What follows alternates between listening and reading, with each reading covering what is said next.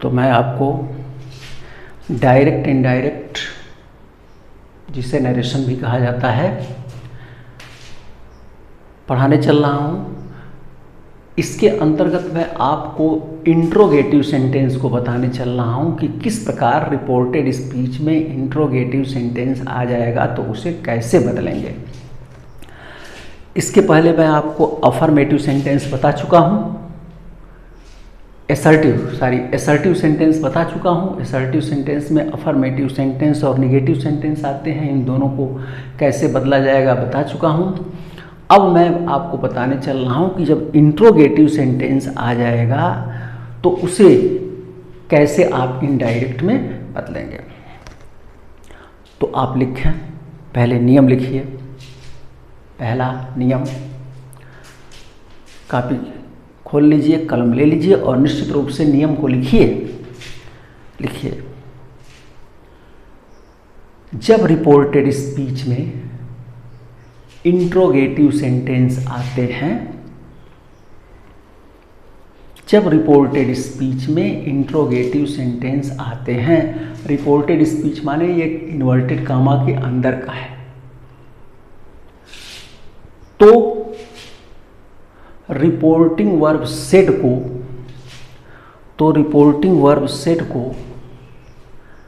Asked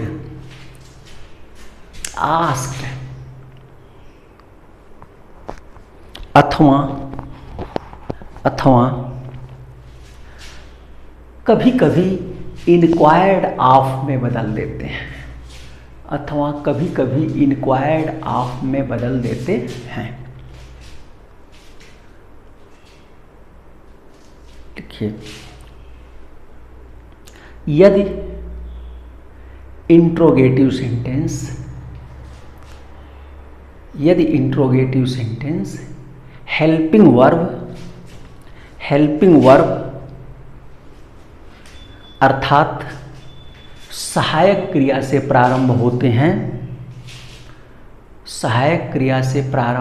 हैं, तो कामा inverted कामा के स्थान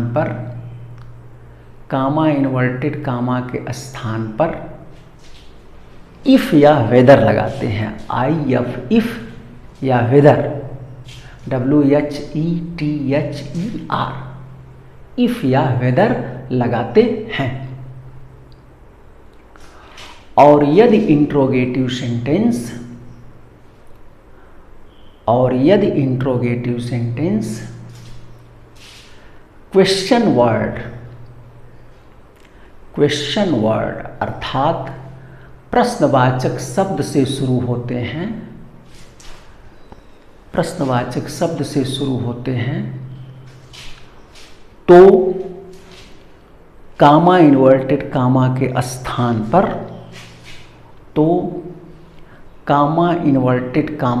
स्थान पर उसी प्रश्नवाचक शब्द को लगा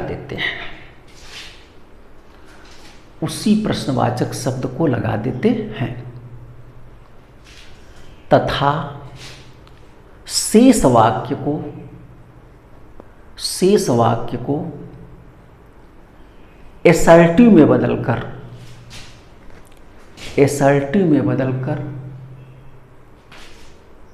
उनके प्रोनाउंस एवं टेंस को बदल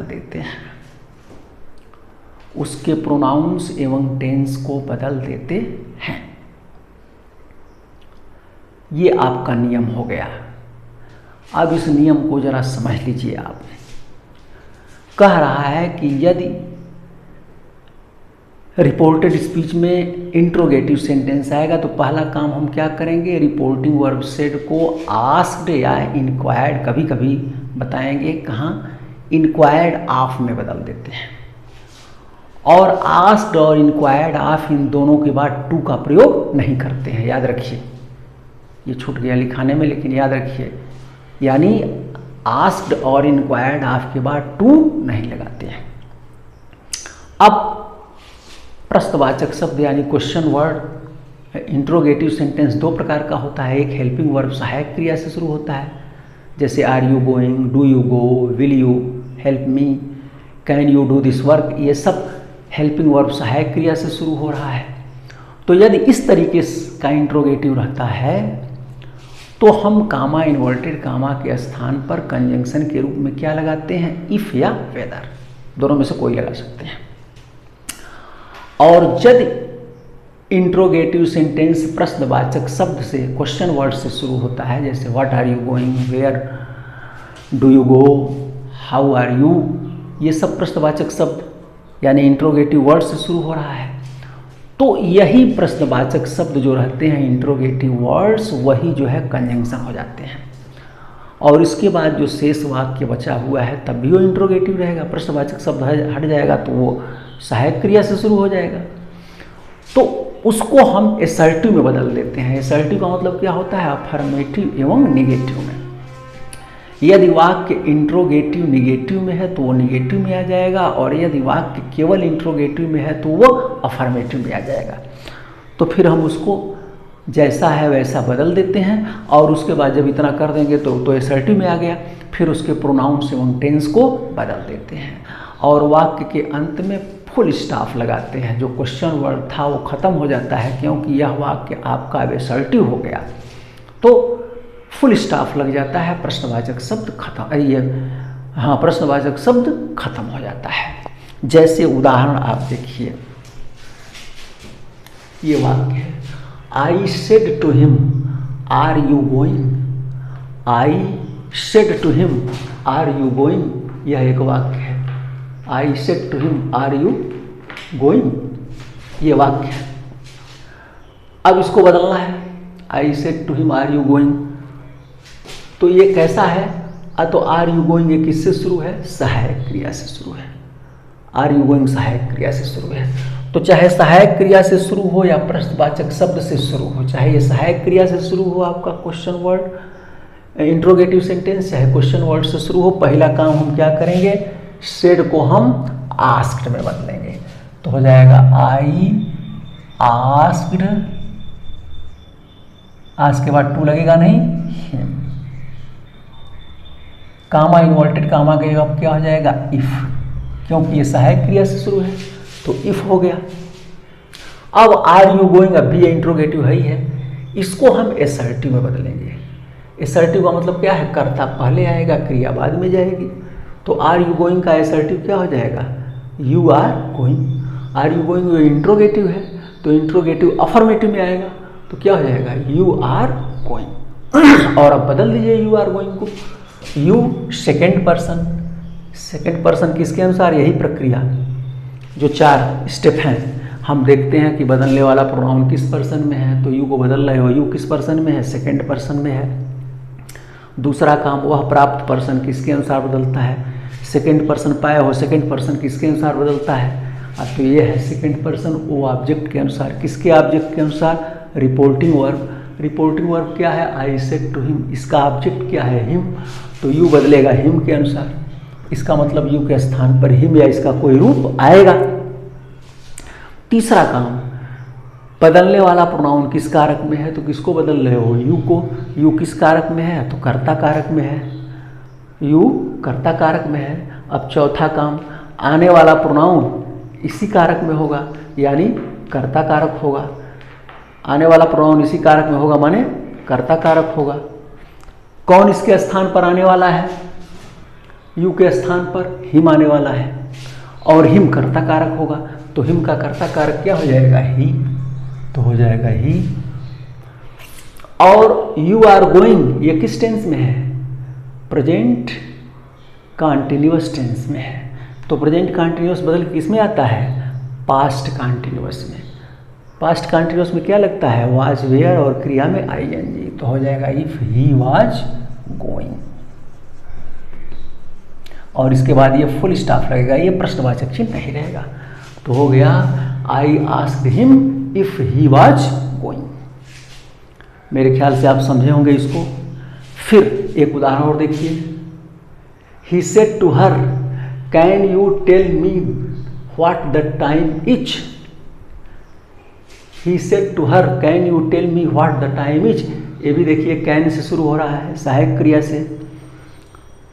तो पहला काम तो करेंगे, सेड को हम आस्क्ड में बदलेंगे, तो हो जाएगा ही आस्क्ड हर। अब कामा इन्वर्टेड कामा के स्थान पर क्या हो जाएगा, इफ। चाहे इफ लगाइए चाहे वेदर लगाइए, चूंकि सहायक क्रिया से शुरू है तो इफ हो जाएगा, इफ। अब कैन यू टेल मी, इसका अफर्मेटिव क्या हो जाएगा, यू कैन टेल मी, क्या हो जाएगा, यू कैन टेल मी। अब बदल दीजिए, यू सेकेंड पर्सन कर्म के अनुसार, हर के अनुसार यू करता है, हर का कर्ता क्या हो जाएगा, सी। और कैन का क्या हो जाता है, कुड, सी कुड टेल। मी को बदलिए, मी कौन पर्सन है, फर्स्ट पर्सन, फर्स्ट पर्सन कर्ता के अनुसार, ही के अनुसार। मी यहाँ कर्म कारक है तो यहाँ ही का कर्म कारक आएगा, ही का कर्म कारक क्या होता है, हिम, तो हो जाएगा she could tell him what the time, और इसका क्या हो जाएगा, watch, what the time watch, बन गया। एक उदाहरण और देखिए, he said to me, comma inverted comma, do you know Sohan. He said to me, comma inverted comma, do you know Sohan, तो क्या हो जाएगा, ये भी सहायक क्रिया से शुरू है, डू से, तो हो जाएगा ही आस्क्ड मी इफ। अब डू यू नो सोहन, इसका अफर्मेटिव बनाइए।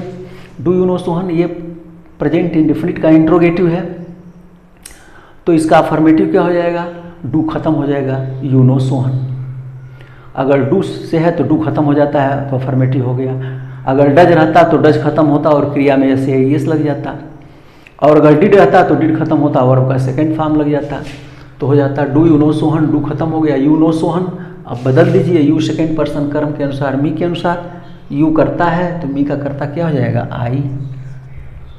और यू नो सोहन किस टेंस में है, प्रेजेंट इंडेफिनिट टेंस में है, तो प्रेजेंट इंडेफिनिट बदल किस में आएगा, पास्ट इंडेफिनिट में।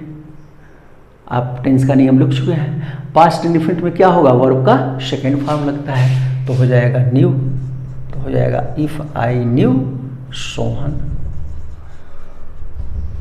बन गया। तो हो गया he asked me if I knew Sohan.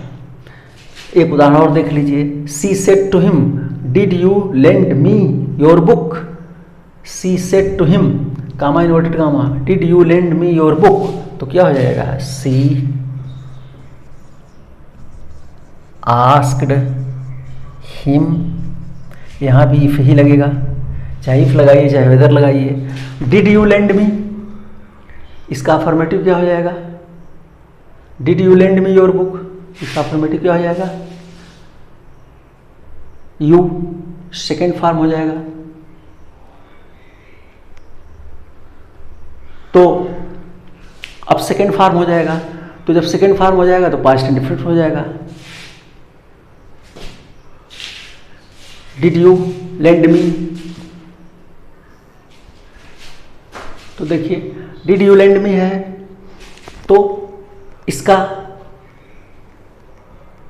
Did you lend me interrogative past indefinite है, डिड खत्म हो गया you lend me your book, और पास्ट इंडेफिनिट बदल किस में जाता है, पास्ट परफेक्ट में, तो हो जाएगा इफ ही। अब यू को बदलना है, यू सेकेंड पर्सन हिम के अनुसार, यू करता है, हिम का करता क्या हो जाएगा, ही, और पास्ट इंडेफिनिट बदल के पास्ट परफेक्ट में ही हैड, और लेंड का सेकेंड फॉर्म क्या होगा, लेंट। मी फर्स्ट पर्सन सी के अनुसार, मी कर्म कारक, सी का कर्म कारक हर।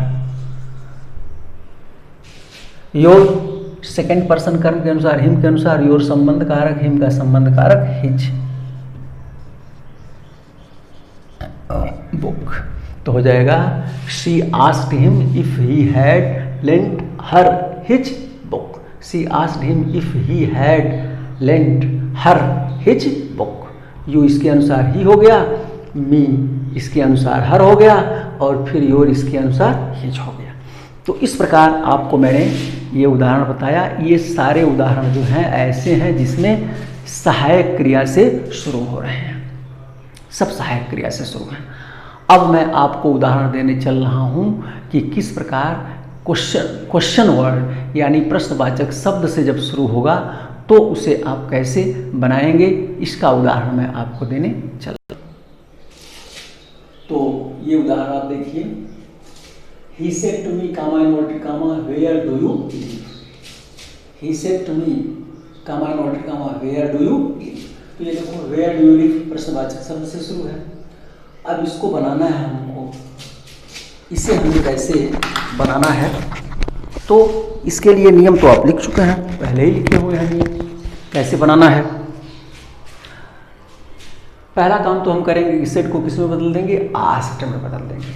तो क्या हो जाएगा, ही आस्क्ड, आस्क के बाद टू लगेगा नहीं, कामा इन्वर्टेड कामा हट के यही प्रश्नवाचक शब्द कंजंक्शन हो जाएंगे, तो हो गया वेयर। अब बचा डू यू लिव। अब भी ये वाक्य इंट्रोगेटिव ही है, डू यू लिव। तो डू यू लिव का अफर्मेटिव बनाइए, असर्टिव बनाइए। तो डू यू लिव का क्या हो जाएगा, यू लिव, और बदलेंगे तो यू सेकेंड पर्सन कर्म के अनुसार, मी के अनुसार। यू करता है तो मी का करता क्या हो जाएगा, आई, तो हो जाएगा वेयर आई। और यू लिव किस टेंस में है, प्रेजेंट इंडेफिनिट टेंस में है, तो प्रेजेंट इंडेफिनिट बदल किस में आ जाएगा, पास्ट इंडेफिनिट में आएगा, और पास्ट इंडेफिनिट में वर्ब का सेकेंड फॉर्म, तो हो जाएगा where I lived, full stop. He asked me where I lived. अब दूसरा उदाहरण देखिए आप, the teacher said to Hari comma inverted comma why did you not come to school study. ये बदलना है, ये भी वाई से शुरू है। तो पहला काम हम क्या करेंगे, the teacher asked Hari why, comma inverted comma हट के इसके स्थान पर क्या हो जाएगा, व्हाई।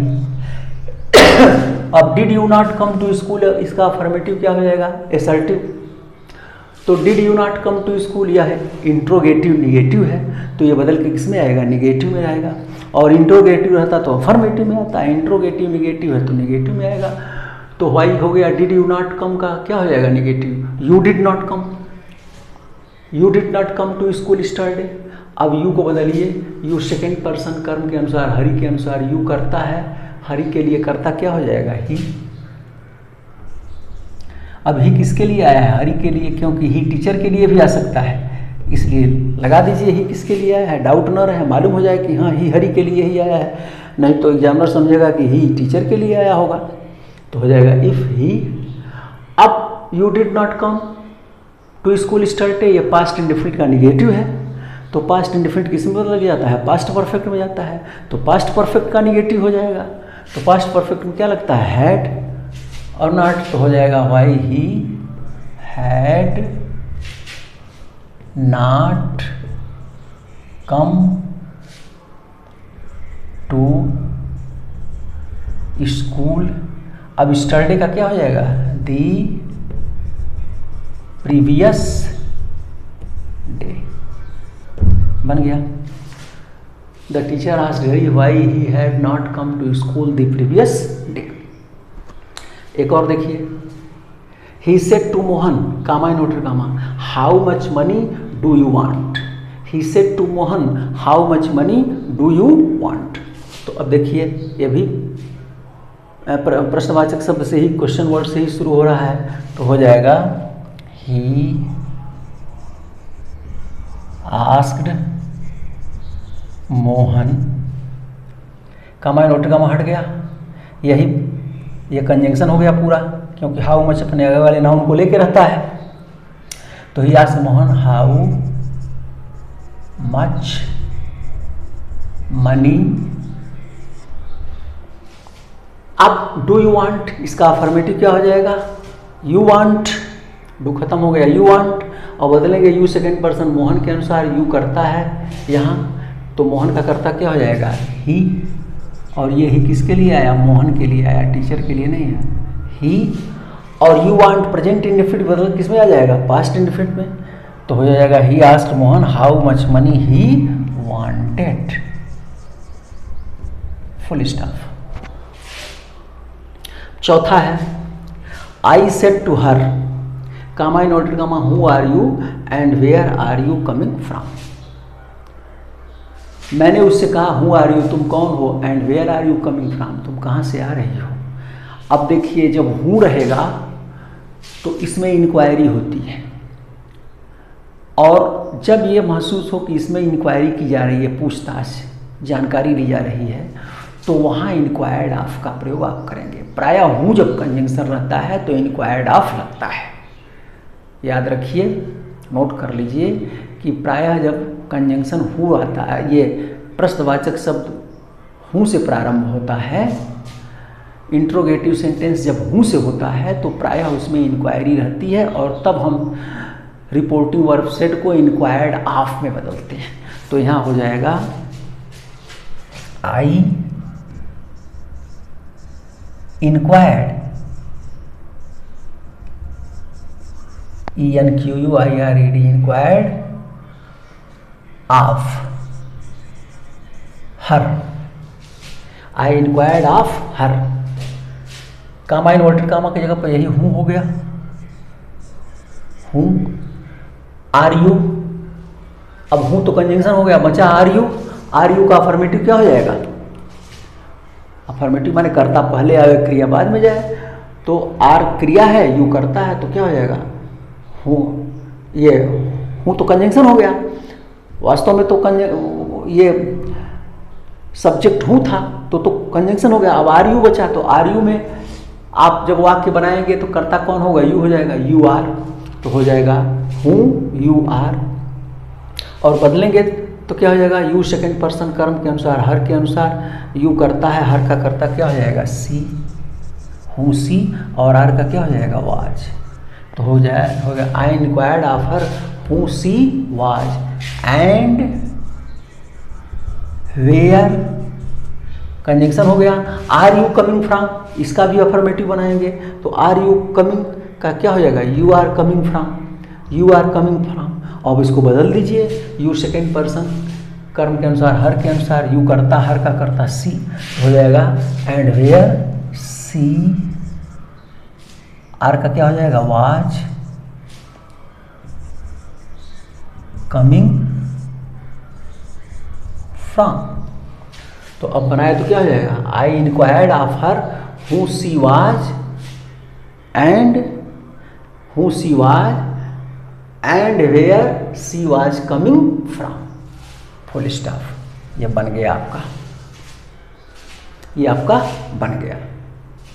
तो इस प्रकार मैंने आपको प्रश्नवाचक शब्दों को भी कैसे बनाया जाएगा ये भी मैंने आपको बताया, यानी दोनों तरह से बता दिया। यदि इंट्रोगेटिव सेंटेंस हेल्पिंग वर्ब यानी सहायक क्रिया से प्रारंभ होता है तो कैसे बनता है, और यदि हेल्पिंग वर्ब यदि इंट्रोगेटिव सेंटेंस क्वेश्चन वर्ड अर्थात प्रश्नवाचक शब्द से शुरू होता है तो कैसे बनता है, ये दोनों मैंने आपको बता दिया। अब एक चीज़ थोड़ा सा और यहाँ आप नोट कर लें, थोड़ा सा, हाँ थोड़ा सा एक नियम लिख लीजिए, यदि रिपोर्टेड स्पीच में पसंद या भाव, पसंद या विकल्प, यदि रिपोर्टेड स्पीच में पसंद या विकल्प का भाव प्रकट होता है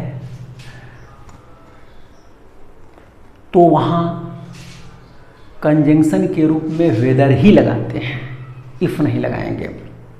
तो वहाँ कंजंक्शन के रूप में वेदर का ही प्रयोग करते हैं, अर्थात कामा इन्वर्टेड कामा के स्थान पर वेदर का ही प्रयोग करते हैं। जैसे उदाहरण है, the teacher said to Hari, comma inverted comma, do you want to attend the parade or not. अध्यापक ने हरी से पूछा कि क्या तुम परेड अटेंड करना चाहते हो या नहीं। तो विकल्प है का भाव यहाँ है पसंदगी का भाव है, तो हो जाएगा the teacher asked Hari.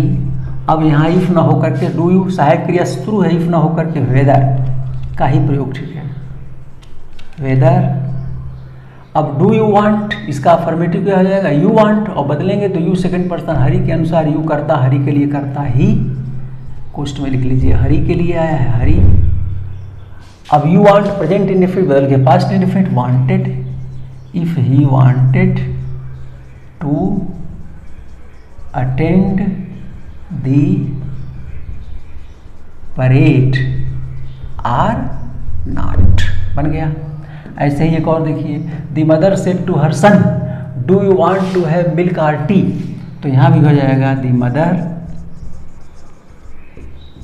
Asked her son, if ना होकर के क्या हो जाएगा, वेदर,